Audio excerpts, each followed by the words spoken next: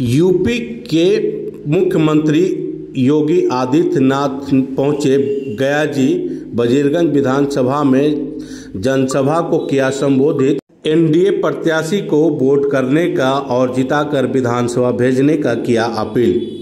गया जी के वजीरगंज विधानसभा क्षेत्र में यूपी के मुख्यमंत्री योगी आदित्यनाथ पहुंचे और जनसभा को संबोधित किया। संबोधन के पूर्व एनडीए प्रत्याशी वीरेंद्र सिंह ने यूपी के मुख्यमंत्री को विष्णु पद चिन्ह और फूलमाला से भव्य स्वागत किया। वहीं मुख्यमंत्री को देखने उमड़े जन सैलाब ने तालियों की गड़गड़ाहट से उनके सम्मान में स्वागत किया। संबोधन के दौरान यूपी के मुख्यमंत्री योगी आदित्यनाथ ने कहा कि एनडीए की सरकार बनाइए और यहां से वजीरगंज विधानसभा से एनडीए प्रत्याशी को जिताकर विधानसभा भेजिए। उन्होंने विपक्ष पर कटाक्ष करते हुए कहा कि बिहार में भी अब बुलडोजर की जरूरत है, यहां चलेगी बुलडोजर। उन्होंने संबोधन के दौरान वजीरगंज का नाम बदलकर वीरगंज करने की भी बात कही। एनडीए प्रत्याशी वजीरगंज विधानसभा क्षेत्र में संबोधन के दौरान कहा कि मेरा अंतिम चुनाव है और इस बार हमें कफन के रूप में अपना वोट देकर फिर से मुझे विजयी बनाएं। क्या कुछ कह रहे हैं, देखें ये रिपोर्ट।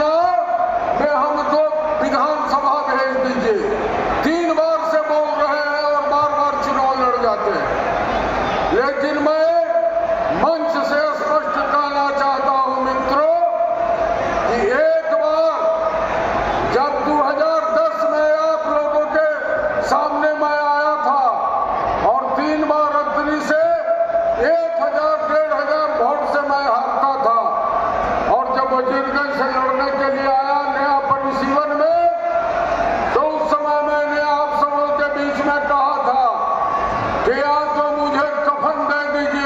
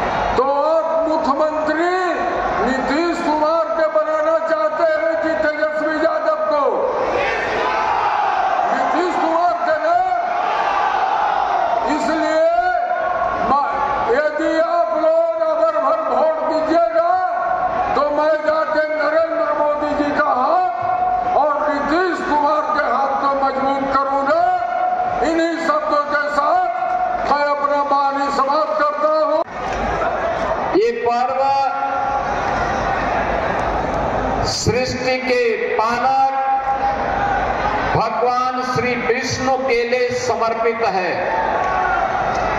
और गया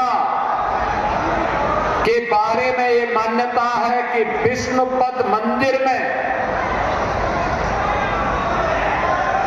मोक्ष का द्वार खुलता है और वह मोक्ष का द्वार कोई और नहीं, ज्ञान,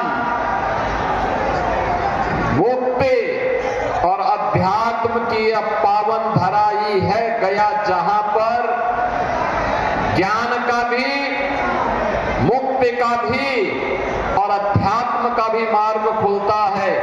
ऐसी पावन धरा को मैं कोटि कोटि नमन करते हुए आप सभी का अभिनंदन करता हूं। बहनों और भाइयों, इसी गया ने महात्मा बुद्ध को ज्ञान प्रदान किया था और यही धरती है जहां से आचार्य चाणक्य ने भारत के स्वर्ण युग की शुभारंभ किया था, चंद्रगुप्त मौर्य को अखंड भारत का सम्राट बना करके। आज उसी धरा पर नमन करने का मुझे सौभाग्य प्राप्त हो रहा है। ये लोग आपको लड़ाते थे, ये आपको लड़ाते थे जाति के नाम पर।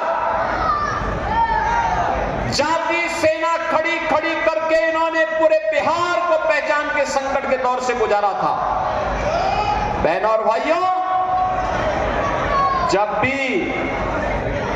भी बटेंगे तो इनको तो ये जो समाजवादी पार्टी है ना, ये आरजेडी की पार्टनर है, कांग्रेस की पार्टनर है यूपी में। इन लोगों को परेशानी होती है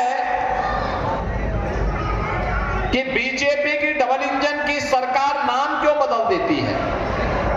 हमने कभी नाम इसलिए बदल देते हैं जिसके नाम के अनुरूप काम किया जा सके। जैसे फैजाबाद का नाम हमने अयोध्या किया क्योंकि अयोध्या ही वास्तविक नाम था।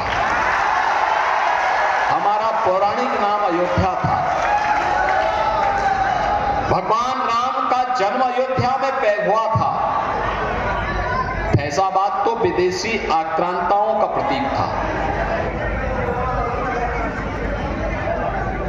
गंगा यमुना का जहां संगम होता है उसका नाम प्रयागराज था। मुगल काल में इलाहाबाद कर दिया, हमने फिर से पलट करके प्रयागराज कर दिया। समाजवादी पार्टी को इसमें भी परेशानी है, कहती अयोध्या नाम क्यों कर दिया, प्रयागराज नाम क्यों कर दिया। और यहां पर कांग्रेस को परेशानी होगी कि कहीं वीरेंद्र सिंह जी वजीरगंज का नाम न बदल दे। बहनों और भाइयों, अगर हमें आगे बढ़ना है तो विरासत का भी सम्मान करना पड़ेगा, अपनी विरासत को सम्मान कर देना पड़ेगा। अपने पूर्वजों के गौरव पर गौरव की अनुभूति करनी होगी। और यही कारण है भारत का हर सच्चा भारतीय राम को अपना पूर्वज मानता है। याद करिए ना, कांग्रेस, सपा, आरजेडी जब राम मंदिर का विरोध कर रही थी तब भी राम भक्त एक ही नारा लगाते थे, राम लला हम आएंगे मंदिर, लाठी गोली खाएंगे, यही नारा लगता था। कांग्रेस ने सुप्रीम कोर्ट में क्या कहा राम हुए ही नहीं, यानी जैसे कांग्रेस का ही खानदान पैदा हुआ है, बाकी और हुए नहीं। बहनों और भाइयों, ये लोग राम को नकारते हैं, कृष्ण को नकारते हैं,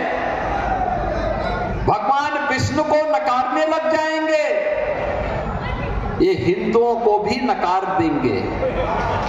इसलिए जब वो हमको नकारेंगे तो हमें भी इनको नकार देना चाहिए।